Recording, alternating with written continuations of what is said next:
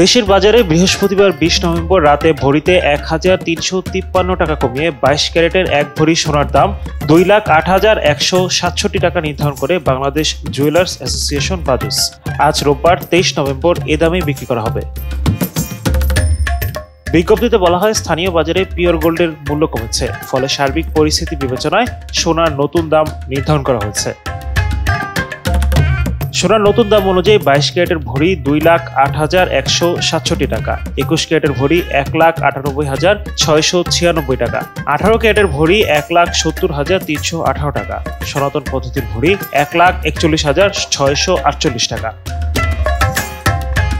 সব মিলিয়ে চলতি বছর দেশে মোট ৮০ বার সোনার দাম সমন্বয় করেছে বাজুস, যেখানে ৫৪ বারই দাম বাড়ানো হয়েছে আর দাম কমেছে মাত্র ২৬ বার। অন্যদিকে গত বছর দেশের বাজারে মোট ৬২ বার সমন্বয় করা হয়েছিল স্বর্ণের দাম, যেখানে ৩৫ বার দাম বাড়ানো হয়েছিল। এছাড়া গত বছর ২৭ বার সোনার দাম কমিয়েছিল বাজুস।